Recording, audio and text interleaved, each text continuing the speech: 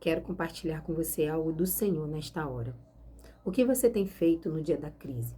O que você tem feito quando o luto chega? O que você tem feito quando o desemprego bate à sua porta? A enfermidade, os conflitos, a depressão, a ansiedade. Eu quero te convidar a refletir comigo dentro dessa palavra poderosa. Livro do profeta Isaías, capítulo 6, diz o seguinte: No ano da morte do rei Uzias, eu vi o Senhor assentado sobre um alto e sublime trono, e as abas de suas vestes enchiam o templo. Serafins estavam por cima dele. Cada um tinha 6 asas. Com 2 cobria o rosto, com 2 cobria os pés e com 2 voava. E clamavam uns para os outros, dizendo: Santo, Santo, Santo é o Senhor dos exércitos. Toda a terra está cheia da sua glória. À base do limiar se moveram a voz do que clamava, e a casa se encheu de fumaça.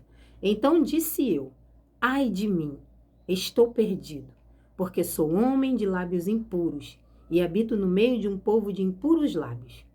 E os meus olhos viram o Rei, o Senhor dos exércitos.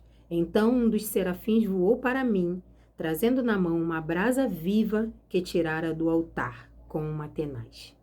Com a brasa tocou a minha boca e disse: Eis que ela tocou os teus lábios. A tua iniquidade foi tirada, e perdoados os teus pecados.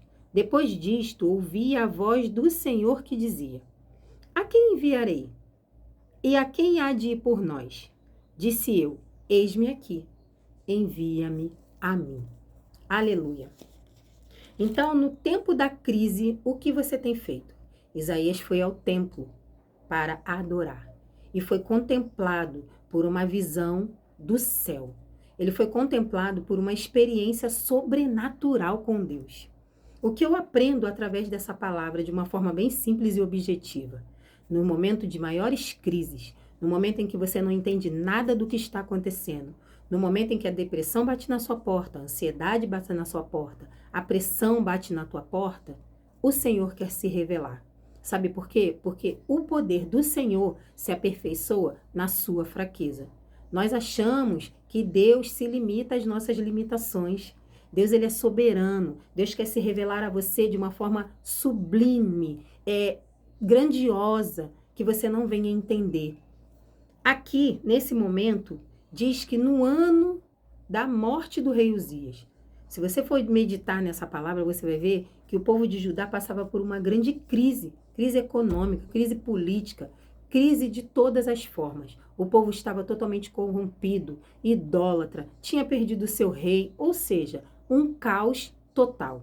No capítulo 5, Isaías profetiza sobre os ais de Deus. E ali ele fala: ai dos que chamam mal bem, ai dos que chamam doce amargo. Isaías, ele era profeta já, mas aqui Deus confirmou o seu chamado com algo sobrenatural.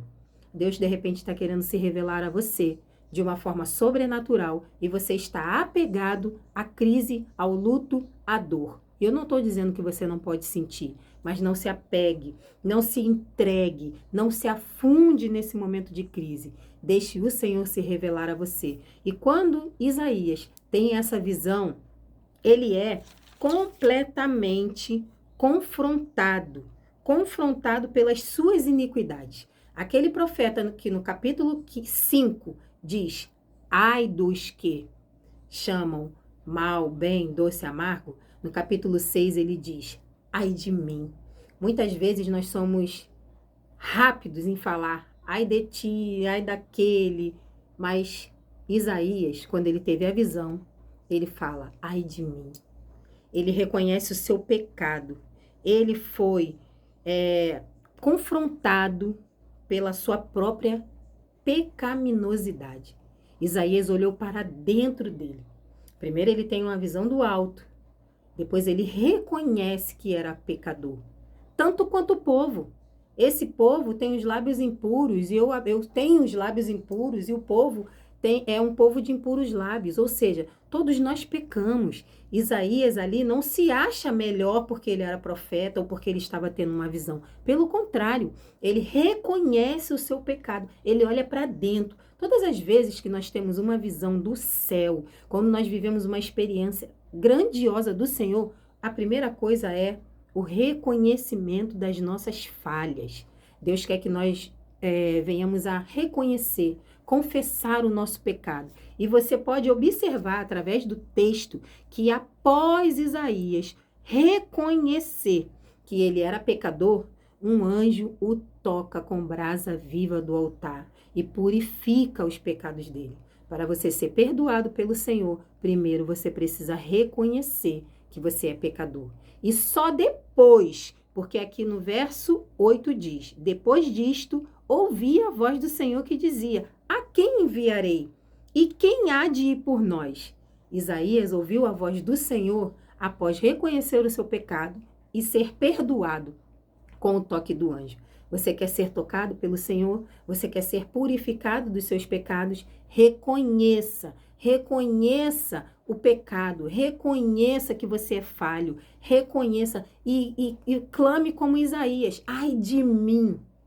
Olhe para dentro, porque a glória do Senhor sobre a nossa vida, ela tem que mostrar aquilo que há de pior em nós, não no outro. Então eu quero deixar essa breve, muito breve reflexão para a sua vida. Deus é santo. E aqui diz santo, santo, santo. Enfatizando, Deus é santo em tudo. Você não vai ouvir na Bíblia ou ler na Bíblia que Deus é amor, amor, amor. Que Deus é perdão, perdão, perdão. Ou misericórdia, misericórdia, misericórdia. Mas você vai ler que Deus é santo, santo e santo. Na sua totalidade, Deus é santo. O amor de Deus é santo. Até a correção de Deus é santo. Deus é santo em tudo.